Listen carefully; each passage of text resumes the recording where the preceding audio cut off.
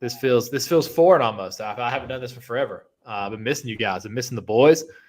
Been missing football. Really have been missing football, especially with the way some of the other sports around town have been going. But, hey, we're excited to be back. And as we know, in this day and age, football season's never over. So we're here to break it all down. We got a lot to talk about. But honestly, we've been missing you guys so much, we just wanted to hang out. So without further ado, let's get this party started. We just stepped on their face with a hobnail boot and broke their nose. We just crushed their face. One, snap, hold, kick. No! Good! No! Good! By the defense, 40, 30, they won't catch him. Go, Swift, into the end zone, touchdown! The freshman just ran it back to Philadelphia. Throws near sideline, and it's intercepted. Intercepted, Keely Ringo at the 21. Off he goes, 40, 50, 45, 40, 35, 30, near sideline, breaks the tackle, 20, 15, 10, 5, touchdown, touchdown, touchdown, Georgia. I know I'm asking a lot, you guys, but hunker it down one more time. I like the addition there, Griff. Yeah, there's some at the beginning, but it wasn't playing the audio at first, and it skipped over it. So we'll see it all next week. Is that a bottom five call from Scott Howard? I don't know. Dude, I don't know. That's all I can think about. It sounds like he's. Yeah, it sounded like he had a seizure on the mic. Yeah, we'll go with that. Good. I'm trying not to laugh while I was going. I thought you had that in there as a troll for sure. But. I mean, you have to have it in there. Iconic moment. Yep. Iconic. Let's get a live check. What's going on? What we got? I'm as busy as I've ever been starting bar exam stuff. The usual. That's always fun. But what's going on with you? And tell the people when your first start is, and we can get them up to speed with spring training and everything. Well, yeah, got through spring training. Spring training is a grind. A lot of people don't know that. It's a grind. It's just a lot of, I don't want to say eyewash, but it's a lot of just keeping you at the field for a really long time. And listen, when you become a professional athlete and when you get to this point, you've put in enough time of like doing a lot of stuff you don't want to do. Now it's to the point where you get in, you do what you need to do, you know what you need to do, and you get out. Like that's what we're used to. So spring training is a little different. But we got through it. It was pretty taxing on the body, through a lot, but I'm feeling healthy for the first time in a long time, which is so nice. A very welcome sign. Yeah. And yeah, broke camp, going to Montgomery. I mean, I'm here now. I'm a biscuit, Montgomery biscuit, best logo in sports. I got the hats yesterday. It's sweet. But yeah, I'm excited, man. It's kind of weird. It's kind of corny, but like this is the league like I grew up watching. Like we're all from around Chattanooga. We go to Lookouts games. Like we see them play the Birmingham Barons. We see them play the Biscuits. We see them play like this whole league. So like now being here, it's kind of cool. You see the Lookouts on the schedule. It's like, wow, I'm here. Yeah, it sucks they've changed up some of the teams. I remember the Mobile Bay Bears. They were always a staple. And I think Pensacola is still the Blue Wahoos. But we open up with the Blue Wahoos this weekend. We had a Friday, Saturday, Sunday. I'll be on the bump Easter Sunday. Got the start. So. Yeah. We got the Jacksonville Suns, which they're the Jumbo Shrimp now, which I can't. Yeah, they're AAA too. Better name. Oh yeah, they moved them up too. We got the Rocket City Trash Pandas in the league. Oh, that's the old Huntsville team. Trash Pandas. Yeah. That's a good Huntsville name. Stars too. They were another one. Yeah. The Tennessee Smokies. They've been around for a while. Yeah, man, it's a league I'm very familiar with, so it's gonna be cool. Rome's not in that league, is it? Who? Rome? No, they're high. Rome's high. Okay. They're Braves high. The Braves do have a team. It's the Mississippi Braves in this league, and you have Biloxi. So pretty cool league. It travels a lot better. I mean, the alternative was I was kind of in between high and AA. I didn't really know what they were going to do with me. This is obviously the higher level, so I was excited about that. But it's also the travel is 5 million times better. The Bowling Green Hot Rods, our high affiliate, is currently on a 6.5-hour road trip, and I think that's their shortest road trip of the year. So that's a grinder league. That is a grinder league. But yeah, I mean, Griff, what we got going on? Just been working. For those of you who don't know, I work at a nonprofit called ESP. We just had a giant fundraiser last week in Rome. It was called Big Hoops. It was a basketball game between doctors and lawyers in town. Wow. It was pretty fun. We raised like $70,000, so good stuff. And then, Nice. but dude, one of the guys on the doctors team actually wasn't a doctor. Like they kind of scammed it a little bit. He was like an EMT or some crap. And but he played Division III basketball, and he was Oh, nasty. he was a bucket. Yeah. Dude, he dunked in game, absolutely crammed it. I was like, who is this guy? But he was nasty. I think that's why basketball would be the best sport to play because you don't lose that. Like you could be especially 60, your shot. 65 years old and you could be just absolutely stroking it from deep. Like you can play pickup There's for as no, long as like- you're walking because Yeah. like nobody plays defense anyway. And you can just, if you're a bucket, you can just sit in the corner and snipe. And you're a weapon. Like in pickup basketball, you're a weapon if you can do that. Dude, there was one dude there's, like there's that. not pickup football games breaking out like that. Like nobody's been going and be like, "Hey, y'all want to play some your football?" Or y'all want body's to go to cooked. swing a couple bats? No. Yeah. Let's get on There the was mound one in the dude first like 6 that. innings. I don't know like what level of basketball he played. He was real old dude. Like, I mean, not super old. He's probably in his 50s. But he is bald. He had a belly on him. And he came like barely trotting down the floor at one point. Got it for a 3-ball. Dude, stroking it. I was like, that's a jumper right there, son. Yeah. You can tell the guys who freaking had absolute clips on them back in their day because that's just like a skill you don't lose. Dude, Like, he had a clip. I won't be able to throw my son BP. I've already came to the realization that my arm will be shot, and I can't throw BP anyway. But I'll be able to give him buckets. Like, Oh yeah, no doubt about it. I'm not going to lose that. never. While we're on the topic of basketball, credit to me, UConn National Championship future. Yeah, Good stuff. very good. Once again, I simply cannot miss on a future bet at all times. To be fair, I did have 6. That's 6 out of 64. I feel like that's still a pretty low clip for the field of teams that we were working with. Yeah, we'll allow that. I'm the opposite. My futures are horrendous. And we cashed the Miami Final Four future. That's the first future I've ever cashed. Am I echoing? Nah. First future I ever cashed, and I felt like a genius. Miami to the Final Four. Me and Griffin put it in before conference tournament started? Yeah, before conference tournament started. Yeah, probably like 2 weeks left in the year. It was. I love That's it. crazy too because you don't even know the seating. Like you don't even know what the seating Yeah. is. Yeah. Well, when I saw the seating, I was like, "This is hoed." Like, yeah, they had the hardest road to get there by far. Oh, of any team in the Final Four. Well, see, that was the thing about my futures. I put 4 futures down way before the tournament. Like as soon as I got the lines came out, I put them in. I put Kansas State Final Four, absolute heartbreaker there. Texas A&M Final Four, Miami Final Four, Houston Championship. And when the bracket came out, I was pissed because 3 of those freaking teams were in the same region. Yeah, it's tough. That is tough. That is dangerous about putting stuff before, but you also get really good odds. So I'll play it out. Like we said at the beginning of the show, football season is always among us. At this point, with the transfer portal, with spring practice, like something's always happening. And so I figured, hey, we haven't talked about football in a while. It's what the people want. It's what we want. It is king in the South. I think everyone knows that. That's what it is. So let's chop it up, man. A lot of intel coming out from spring practice. A lot of rumors. I mean, a lot of people don't know what's going on, but a lot of rumors. And I think we start with the position that everyone really cares about, the quarterback position. We're going into a quarterback battle. People can call it what they want. Somebody says that the job's already taken. The job is never taken until they walk out on the field for the first game. You never know what's going to happen. There might be someone with a clear lead. If the season started today, definitely getting the ball. But listen, I've seen many, many, many times where somebody has a job and they lose it. Yeah, I mean, people can say what they want about Kirby, not wanting to change quarterbacks and all that crap, but, like, I promise you he's going to play the best guy. Like, I feel like he's done that. Well, that's such a tired argument. It's been disproven so many times now. Like I think we talked about in the show, Dwan Mathis played for what, 2 drives? Yeah. Grayson Lambert played for what, a half?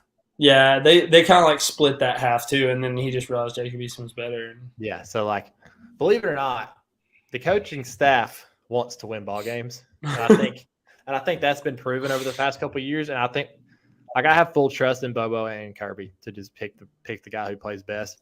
But I'm excited about what I'm hearing about Beck. Like we've all been high on him since last year, and I respect the guy who's put in his time like this in a day and age where people jump ship. He's hung around for a really long time, and I'm excited to see what he can do. Like it seems like he's a veteran at this point. Like he doesn't seem like a new quarterback to me because he's been around for so long, right? And I think he's ultra talented. I think he's got all the gifts, and I think he's going to put on a show. Yeah, apparently this is a lot closer than we all thought it was, and it's not even just Vandegrift, it's Stockton too. So it's going to be interesting to see who comes out on top. I still think it's going to be Beck, just by default, and I think somebody's going to leave. I don't know who it's going to be. I would probably say Vandegrift just because Stockton's so much younger. I think Stockton will stick around. He likes Bobo. Yeah, apparently he's Bobo's guy, so that's the wild card there. Yeah, well, that went a lot went into him going to South Carolina was Bobo when he was there, and then when Bobo left, that's when he decommitted. So yeah, obviously I like where we're at in terms of quarterbacks, and we're all following the Raiola situation very closely, which has turned into an absolute madness. Like it's just wherever he visits, they get crystal ball. And I know Steve Wilfong is like credited. That's like what he does. Yeah, he's credited as being the guy who's like always accurate, but like they change every 2 weeks. So like, I don't know. Just it's so annoying at this point. Are those Mickey Mouse numbers? I don't know. They got to be. I mean, I just like, dude, I love keeping up with recruiting, but sometimes it's freaking exhausting. Like, see, I'm the opposite for that reason, man. I don't know when dudes I just like can't do it. When dudes like just like agging on too, and they're like, "Hey, yo, Vol Nation, like, get me to 5K followers, and like I'll release my decision or some crap." Like what? Like, dude. Nah, I respect that hustle. I really no, I respect that hustle, dude. Like you have such a small window to profit off yourself as an athlete. Yeah, you like, dude. If you're rolling into college with 100,000 followers on Instagram, that is an easy $50K a year just off Instagram. No thanks. And if you're going to get those followers, screw it. And I don't think it's the recruits. Like, oh yeah, they do that, and they sometimes like. But that's honestly that's not even like the worst of it. Like honestly, but like Travis Hunter a little bit was annoying. Like yeah, dude. But 100,000 subscribers on YouTube is big time money. Oh yeah, it is. Like I get it. That's like 6 figures. I 100% get it. I 100% get it. But it's like I kind of respect that because I think it's more of an indictment on how insane people are in terms of following sports that they're just like, oh heck yeah, like I'm gonna follow this guy so he releases a decision. Like you're so impatient. I think that's hilarious. And I think oftentimes it's not the recruit that eggs it on so much. When they do that kind of stuff, yeah, obviously they are. But no, I think it's guys like Steve Wilfong who's freaking dropping crystal balls left and right. Like what's changed? Like this is an 18-year-old kid we're talking about. Let's just let it be until it's time to commit, and then we can all talk about it. Like, and I understand that's their job and that's what they do, but I think it's fun following recruiting just because I like to see the kids when they're in high school and just see kind of how they progress. But no, it definitely is an absolute. It's political. Like, there's a lot of politics involved in it, especially now too. Like, yeah, I don't think there's any question about that. But I don't know. Like, I want Raiola, so I'm following it pretty closely. Yeah, as nihilistic as it may sound, I'm kind of excited to see who transfers so we can like start building out a bit of a depth chart, like, and kind of start doing projections and stuff like that. Yeah, whoever's going to get out of here. Depth chart building is one of the funnest things you can do rolling into a season. It's awesome. Oh, we got G-Day next week. Yeah, we'll do a post G-Day projected opening day depth chart for sure.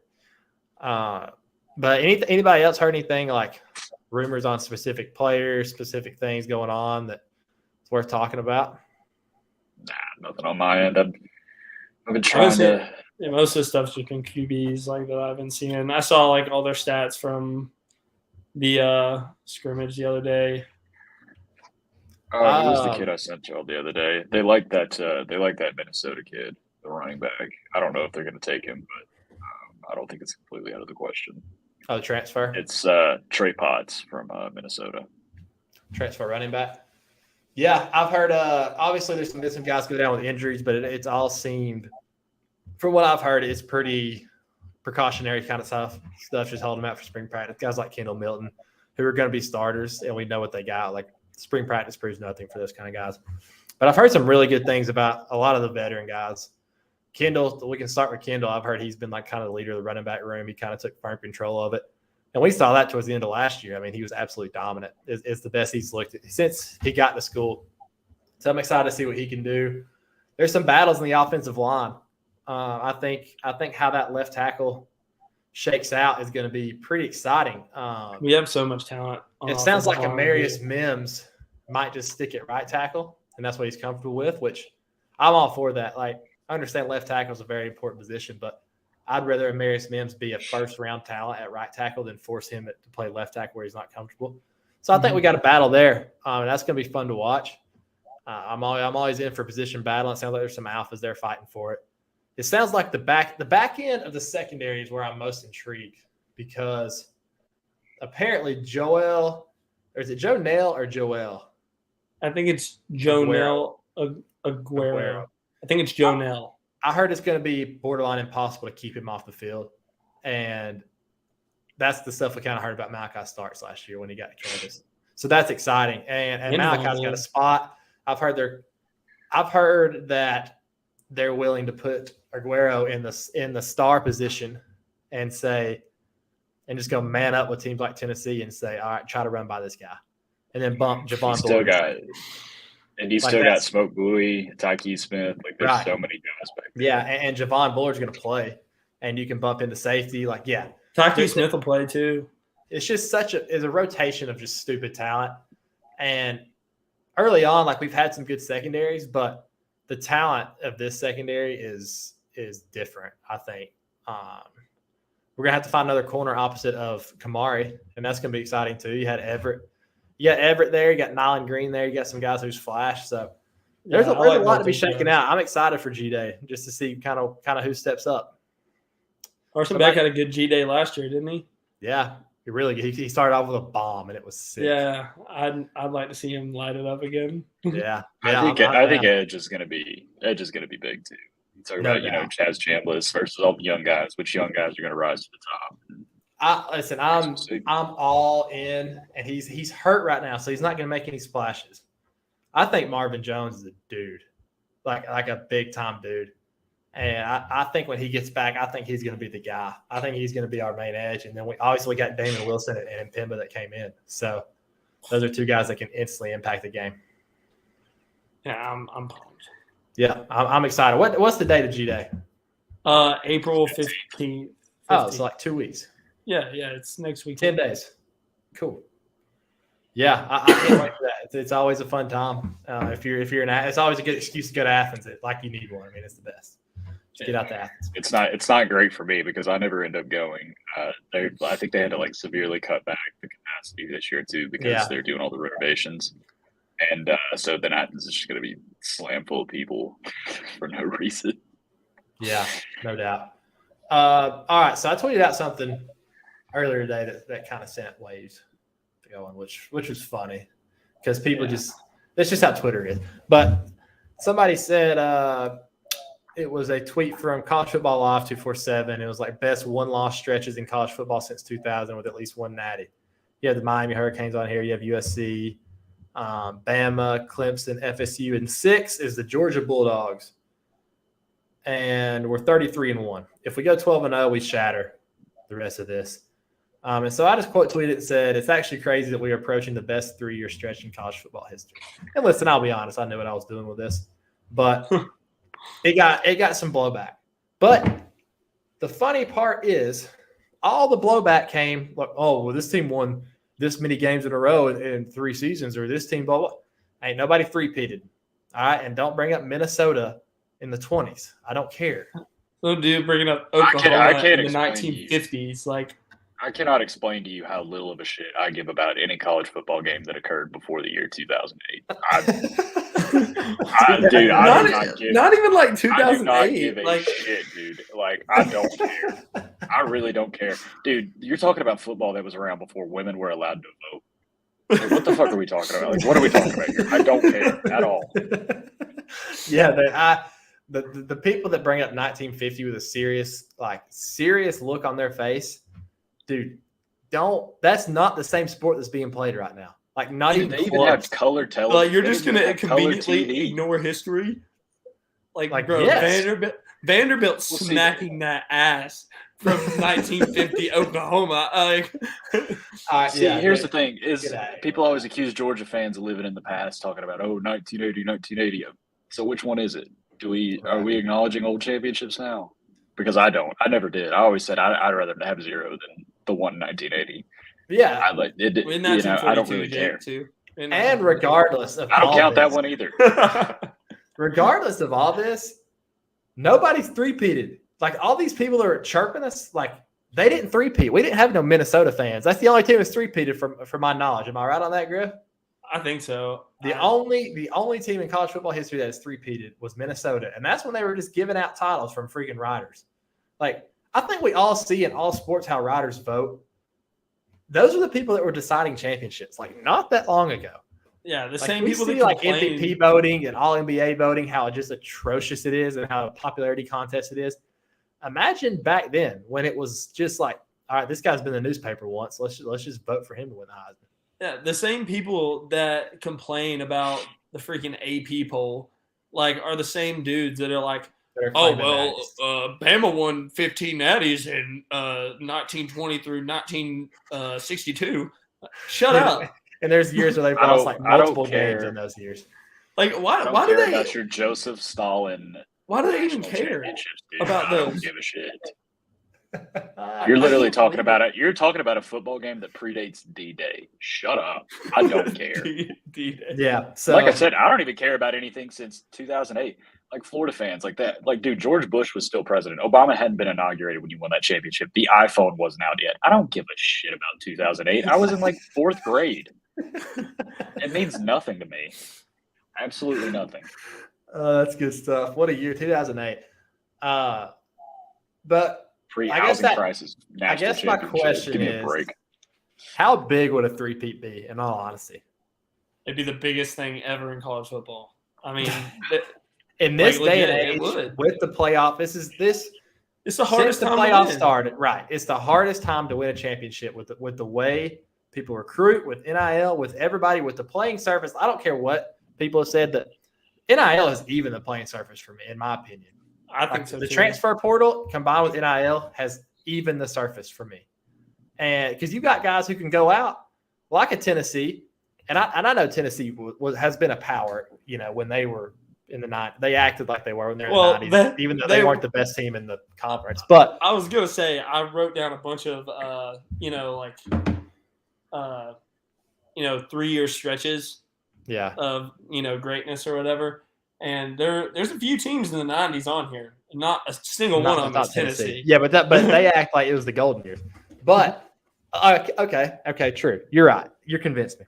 So you can get an inferior team like Tennessee that can throw $8 million at one of the top quarterback recruits and get him to school. Like, that's kind of cool to me. I think that's cool. Like, you see a team like TCU get a new coach, overhaul the roster, and end up in the Natty. So you're talking about a day and age where winning a championship is at the absolute peak. And Georgia does it 3 times in a row. The possibility of 2 times is enough. Nobody's done that in college football playoff history. And now we have a chance to three-peat. Like, the 2000s, the 2020s, I guess the 20s are Georgia's. Like, when we look back in 80 years and we think about dominant decades, the 20s are going to be Georgia's. No doubt about it. I think it was Andy Staples that brought this up, but I think it was a really good point. He said, it used to be like, Alabama wins everything every year because they used to be, 3 5-stars deep at every position. And they're like, those guys that want to play, those 5-stars that aren't getting to play, they're just going to leave. And so they're not as deep. Right. Like, they're just not deep like that anymore. But you know who is? Yeah. No, there's no doubt about it. And I think that's just a credit to Kirby. It's a credit to everything he's built. And that's the difference too in this day and era is like everybody can get the talent now. Like I think that the talent level is like evened out a little bit in most circumstances. But when it comes to like actually winning, the only guys who are going to win are guys who have elite coaches. Like if you have an elite coach and elite culture at your program, that's what's going to really take you to the next level. Yeah. I'm to the point where I want this one worse than last year. Last year was just kind of like I was still riding the high, I think, of the Natty the year before. Like, obviously until crunch time. But, like, the whole regular season, it was the most laid-back regular season I've ever watched just because it was like, if we lose this game, I don't know. it doesn't matter. The Tennessee game, like, all right, well, it doesn't matter for me if we're 6-6. If we're playing Tennessee, I want to beat them like a freaking drum. Well, yeah, true. But that game just, like, I don't know. It was number one. It was just like I was riding on a cloud through the season all year, and I was just on a high no matter what happened.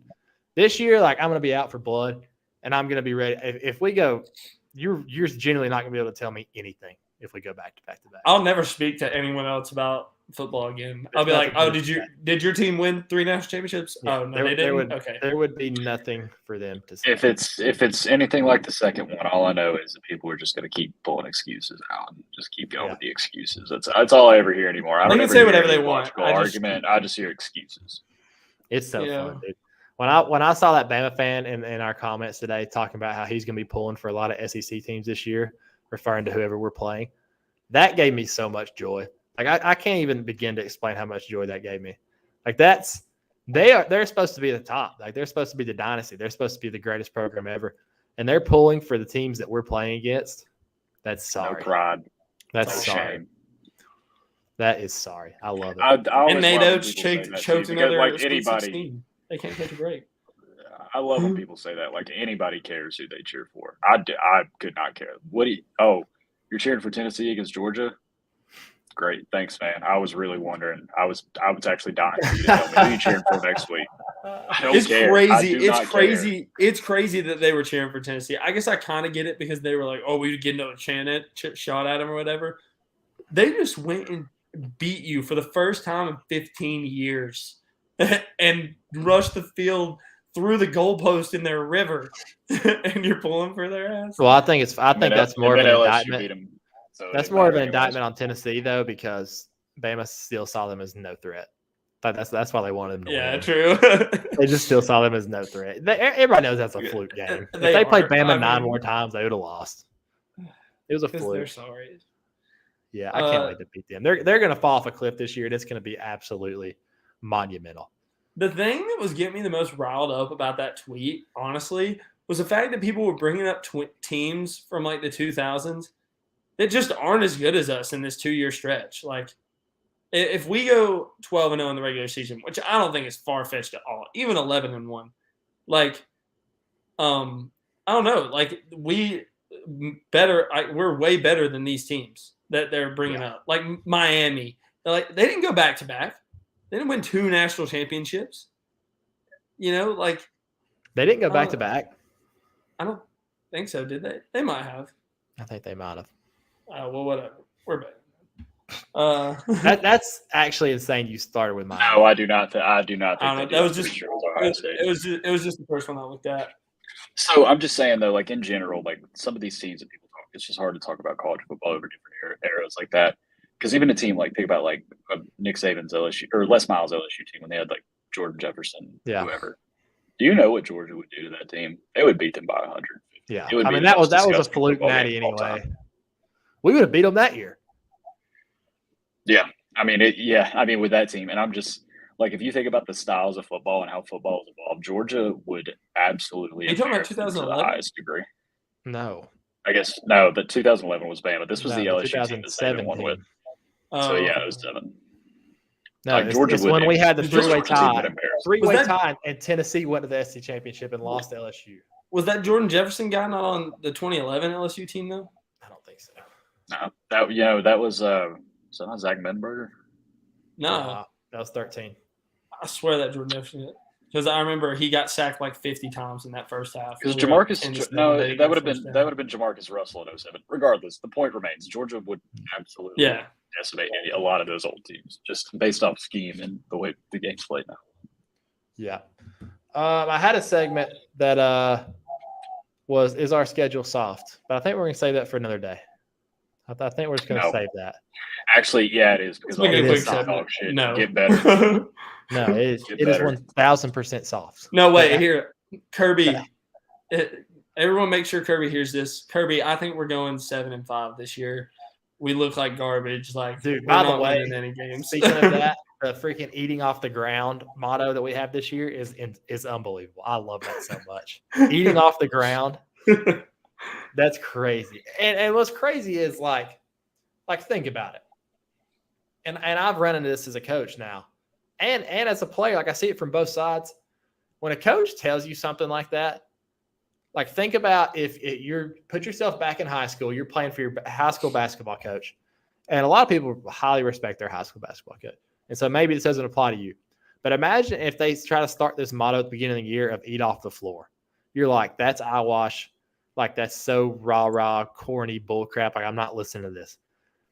Like, Kirby has earned their respect so much, and he must be like such an intimidating figure and just constantly instill this in their mind where they use that as motivation to like and put it on the field. Like, they're saying it in interviews. I couldn't imagine some of my coaches back in the day telling me something like that and then me using it in an interview, like seriously using it. Like that kind of speaks to like the level of authority and the level of just like, I don't know, the respect that Kirby has among his players, because that's hard to do. That's an underrated thing that is very hard to do. I don't know, especially like college kids. Like, you know, Exactly. You say something corny like that, they're like, "Oh, bro, like you tripping?" Like, I don't know. Kids who Just have like, never had to be told anything growing up because they have been the most talented kids in their exactly. school. That's what's crazy about it. It's because like they definitely come in with egos. Like, how could you not? Like, you No probably doubt. come from a town where you're the hero of that town. Like, you're God's send. Like, no one is better than you. And you come here and you may not be the best anymore. Like, odds are you're not. Yeah. And if your coach tells you to eat off the floor, like play like you have to eat off the floor, that's demoralizing. But it's also like you could be used as motivation, and he somehow does it. Like I think it's unbelievable. I would love to sit in on like a month's worth of Kirby coaching, because or any of the great coaches, like that's what they're so good at it. Like you hear people that played for Coach K, like just how much they respect everything that he says. Like they still recall some of the quotes that he said. And coming from them, like when they repeat it, it sounds corny. And I'm sitting there thinking, I mean, obviously, but then like if it comes from Coach K and you're sitting in that locker room, you're like, oh, yeah, I mean, true. Like it hits different when those types of figures say stuff like that. I don't know. That eat off the floor it's unbelievable. Yeah, it's sick. All right. Anything else on football before we move on? We got anything? Nah, I can't wait to start talking trash to people again, dude. It's the best. Dude, Tennessee's riding high right now. We have to get some people favorite on time of the year starts of like opposing fans. I saw It's a Tennessee. I told y'all it's almost Tennessee fans' favorite time of year. It's almost next year. That's their favorite time of the year. I know I sent you this, Cole. It was a tweet, and it was like Mel Kiper saying about Hendon Hooker, like how he's iffy about him because like Joe Milton came into that scheme and like lit up Clemson or whatever. And some Tennessee fan was like, iffy. Does anyone even listen to this guy? It's like, he makes a valid point, guy. Like, I mean, the average. If he really wanted to be valid, he would say unbelievable. Yeah, his drop back rate his rate of 3-step drops was like 18%. The next nuts, which is nuts. Draft eligible quarters. Like he also has one leg, and he's 26. What do you think his drop back rate was against Georgia? 3-step drop, dude. I mean, he got sacked a lot for not having any 3-step drops against us. It's probably more than usual because they had to actually try to scheme something. No, that's what I'm saying. Their gimmick offense wasn't working. All right, real quick, we're gonna hit this as quick as possible, and we're gonna move on to our final segment, which we're gonna build. We're gonna build our own Masters Championship dinner in honor of the Masters this weekend. One of the best weekends of golf, the best weekend of golf, and just everything that goes with it. It's in our home state, and I'm always just like locked into what the Masters dinner is. So we're gonna build our own. But before we do, I don't know. Hand up. Let me get a hand on the camera. I don't know what's happening in Athens right now. I genuinely don't know what's happening. The baseball team at the moment is unwatchable. I'm really hoping that things turn because they have some talented players. I mean, Charlie Condon's up for the Golden Spikes. But everything we sat here and talked about preseason that could go wrong, that like we needed this certain thing to step up, or it has not happened. And there was a moment I came into the season worried. Like I'll be completely honest with y'all. I tried to put on a brave face. I came in worried about what we're going to have, and then we swept Georgia Tech, and I was like, that's good wins. And then we beat Georgia Southern back-to-back nights, and I was like, those are two really good wins, especially on a midweek. Winning on midweeks against teams that really, really want to beat you, like Georgia Southern, is very hard. So I'm like, all right, this team's pretty good. And then we jump out to a real early lead against South Carolina, who's one of the best teams in the country, on Friday night. And I was like, wow, I was dead wrong. And since that moment, it has been horrendous. Have they won a game? They might have won like 2. We'll always have that 16 run inning. That was nuts. Against Auburn. That was nuts. Yeah, and listen, I'm very close to that program. Obviously, I love pretty much everyone in there. So like I'm walking on eggshells right now because I don't want to be disrespectful at all to anyone there. And all I'm going to say is I hope things are turned around, because like it can't happen. It can't happen in this state, really and truly. So hopefully, and I think they can, but like you get to a point where like winning is contagious. And so on the flip side, so is losing. Like you can't get in the habit of losing. So there needs to be some good bounces. They won last night against Kennesaw. Hopefully they can carry that forward. Tough team. Good team. Yeah, Coach Strick will get them right. Strick's a fan of the show, surprisingly. I have no idea why he would ever listen to this show, but he's a fan, apparently. Yeah. Coach Strickland is a great coach. Like, I don't know what's going on. I'm not in there. Like, Coach Strickland's a great coach. Coach Kenny's a great coach. Like, I respect the heck out of them. So I still believe it can be turned around. No doubt about it. For sure. All right, Masters. So let's try to get vibes back up after that. Yeah, let's get the spirits back up. Here, everybody just look at this hat and get your spirits back up, back to back. I'll take the lead on this one. So if you're not familiar with the Masters Champion dinner, the champion picks a meal. He picks usually a couple appetizers, maybe some sides, and 2 main courses, and then a dessert. And that's what they have for I guess it's on Tuesday. I think it's on Tuesday. Yeah. Or it might be tonight. It might be Wednesday night. It's one of the other. After the part 3.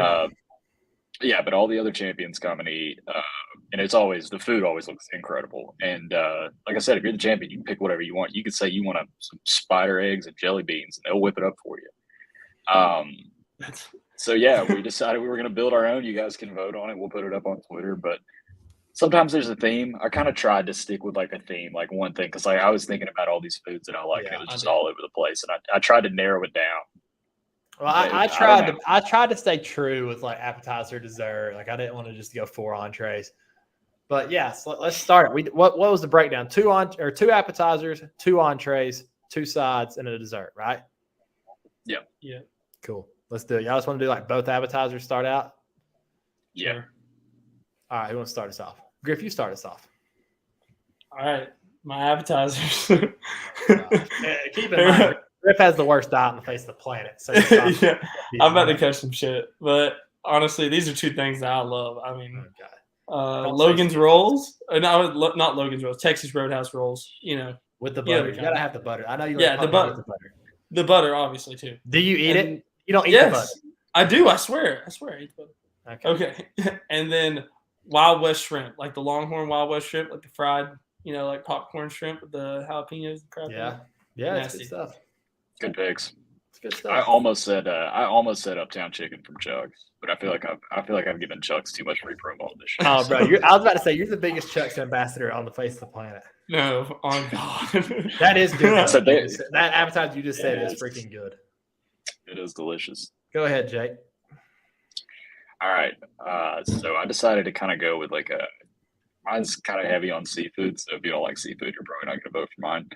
But I'm going to do a black and dahi tuna. I don't know if y'all have ever had black and dahi tuna. Great appetizer. Yeah, it's fantastic. And sushi selection. Love me some sushi. Just to get like a sushi variety. I think that's what I copied a lot of Hideki Matsuyama's. Because apparently, immaculate. Apparently, after they flew it all in from Japan, and apparently after that, the food was so good that everybody stood up and applauded him. He didn't even cook the damn food; he just picked it, and they applauded him. It was so the good. Seafood from that part of the world is. Yeah, I've been there. It's legit. Like it's straight from the ocean. I mean, straight from the ocean to your plate. All right, that's what we got. Mine, I'm a visionary here.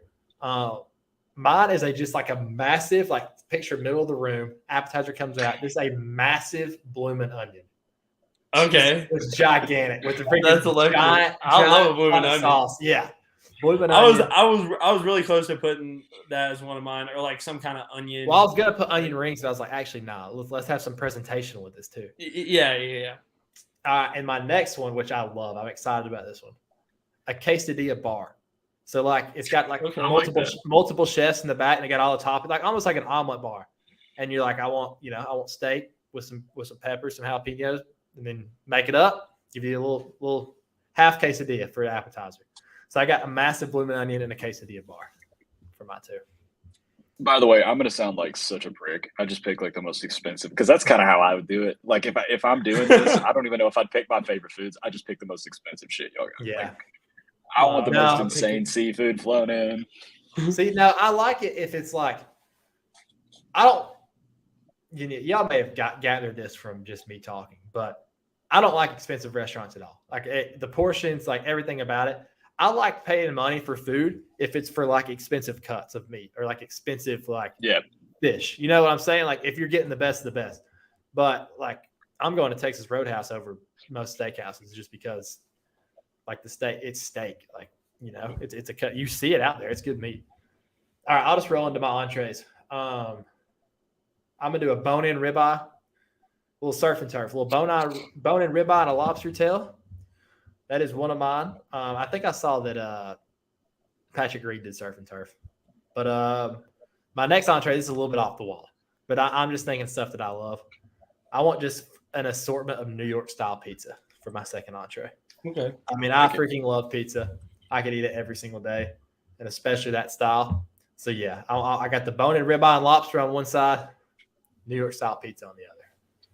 I'm glad you went surf and turf because I did a little surf and turf myself. Mine is going to be the Miyazaki A5 Wagyu, which Hideki Matsuyama also served, which apparently people also stood up and applauded for. It's got to be good, right? It's got to be good. With a side of Alaskan king crab legs. And for my other side, this is actually something that I like to make, and so I would have to tell the chefs how to make it. Blackened shrimp, blackened fish, pimento cheese grits. So shrimp and grits. Ooh, I do like shrimp and grits a lot. That's one of my favorite foods. So that's option number 2. If shrimp and grits is offered at a restaurant, I'll order it. Every single one of Jake's foods coming from the sea. Yeah. Pretty much, except the Wagyu. Yeah. But it's paired with crab. Yeah, that's what Jake's tab already. That's what Jake's actually wants instead of the Wagyu. It's like Aquaman, they found him, they killed him, and they served his meat. I'm gonna get the seafood crowd and nobody else. That's gonna be my only backers on this one. Griff, what we got for the entrees? Listen, y'all know what my first entree is. A cheeseburger plain. That's facts. There it is, right there. The cheeseburger. The cheeseburger. We don't have the toppings out there for other people. No. Stick to your guns, Griff. Don't even. No. They have to be out there for other people. I'm thinking about the other champions. Just cheeseburgers. And obviously some French fries with some seasoned salt on them specifically. You know what I'm talking about, like seasoned salt. That makes every French fry on the planet better. There's not a French. Here's a question for you, Griff. Okay. You are forced to add another topping to your plain cheeseburger. Okay. What is it? Probably add lettuce. Probably that doesn't change. Yeah, just a little crunch. Dude, I have to have lettuce on. I love it. It's like Scotty style. It's like Griff style. Yeah. So lettuce. Okay, that's fair. I like that. All right, second one, a nice fillet, and some mashed taters. So that's. Oh, you had your sides with it too. I had to set my sides. Oh, you're doing double taters. Yeah, obviously. Yeah, nobody wants freaking I'm doing potatoes too. So my two sides that went with my bone-in ribeye and my New York style pizza was Caesar salad and mac and cheese. That's my two favorites. I see. Yep. Okay. Yeah, I'm glad you picked. See, we're on the same one on that one too. I did Caesar salad and then garlic mashed potatoes. See, I can keep it simple. sometimes. Yeah. You can't beat a Caesar salad, bro. Like that is the best. Like every restaurant I go to, it's one of my sides. You get a Caesar salad. It comes out early. You get to eat in front of everybody, and then you're a little bit like you're warmed up. Your intestines are ready to roll, and then here comes the main. I mean, it's the best. I've learned how to make a really good Caesar at home, and it's just changed my life. I have a Caesar salad maybe 4 days a week. It's delicious. I can eat that a lot for sure. Desserts. What we got for desserts? What are we mixing up? This is another one to keep it simple. See, it got more simple as we went along, I feel like. But I'm glad your dessert is simple because mine's really simple. I'm not a big dessert guy in general, but yeah, I'm not gonna break out some kind of like French creme brulee or something like that. No. Yeah, screw that. A cookies and cream cheesecake milkshake. Wow, we're on the same, milkshake. We're on the same wavelength, Jake, for pretty much the whole thing. Griff, what you got? A cookie cake, giant cookie cake. It's a good From pick. where? Great American Cookies, obviously. Nobody does it like Great American Cookies. Oh, I can tell you who does do it like Great American Cookie and does it way better than Great American Cookie. I know who you're gonna say. Sandy Wilcox. Yeah, I'd love to have. Cookie cake is fantastic. I've never had a Sandy Wilcox cookie cake. Oh, we'll which make is it. kind of unbelievable. I bet you have, but you don't remember. Sure. Yeah, probably. I think it was Spieth when he won. He did like a big Texas barbecue spread, and his dessert was like the skillet cookie with like a big scoop of ice cream. Dude, okay. So I saw that, and that's what I would have done, but I didn't want to just take his blatantly. That is the best dessert known to man. The skillet cookie with ice cream on top is unbeatable. It is unbeatable. I don't ever order desserts from restaurants because I'm usually too full by the time it's done. But if they have the skillet cookie, I will get it. 1,000%. It's too good. I also like the molten lava, like chocolate That's cake. a good one too. They're unbelievable. All right, mine is a cheesecake bar, just like all kinds of different cheesecakes, regular, red velvet, all the type of stuff. But yeah, I love cheesecake. I could eat it every night just to finish it off before I go to bed. I couldn't decide between a cheesecake and a milkshake, and then I thought about like Sonic Blizzards and like cookout shakes. Fantastic. Put the cheesecake in the milkshake. It's easy. There's not any around us back home, but everywhere I go, there's tons of them. But Culver's, you ever been there? I was just about to say, dude, Culver's concrete mixer goes nuts. Dude, they're the there best. Used to be one in Kennesaw. Dude, the one in Kennesaw was the concrete mixers from Culver's are unreal. You get the cheesecake one there, the cheesecake bites. Oh my gosh. They are fantastic. And I love them being a good big flurry, but those are different. You know what low key would be one for me that I just kind of thought about just now? What's that? Auntie Anne's pretzels. Just like got all kinds of pretzels, like a pretzel bar. That'd be kind of nasty. I like pretzels. You could also just bring in honorable mention. You could also just bring in just a fat load of Krispy Kreme donuts, and everyone would be happy. Oh, bro, that would be okay. Hold on, the Krispy Kreme donuts would be legendary. That would be electric. We got to do some rapid. I had so many apps I was picking between. I almost did wings. Almost did crab rangoons. Fried calamari almost was cheese one sticks. of mine. Just straight up marinade, like cheese sticks with marinara. Like crab rangoons would have been generational. I almost said chicken parm subs for an entree. I feel like that would have been good. Love me good. I tried to keep it kind of related at least. Yeah. And then, like I said, Spieth, he just did the whole he did all kinds of barbecue, and it sounded. I love me some barbecue too. That's good stuff. That's good stuff. Hey, fun fact: we've had the last 2 nights. The same food truck is rolled up after practice to be our post game meal. It's just the guy. He has 3 options: pork sandwich, chicken sandwich, brisket sandwich. And I didn't complain much. I mean, a lot of people did, but it was good barbecue. So I can eat good barbecue a lot. Yeah, just roll right with it. Yep. Well, that was a good show. It was good to be back on the mic. It felt a little foreign to me during the intro. I missed this. I missed just talking some ball. I always just think back to that show before the Tennessee game. That was probably the most fun I've ever had. I listened to it the other day. I did. It was I swear. Unreal. I was driving to Athens and I listened to the whole thing. I can't wait. Georgia Bulldogs are undefeated since we've been doing this show. Have not lost. That's just a fact. And you can't argue that. You can try, but you will fail. All right, boys. Good show. Appreciate everybody listening. We're happy to be back. Follow us on Twitter. Follow us on TikTok. Follow us on Instagram. We're active on there. Love the interactions. We like to keep the stove hot. We're gonna get the people fired up. So, love you guys. Go Dogs. As always. Let's have a great week.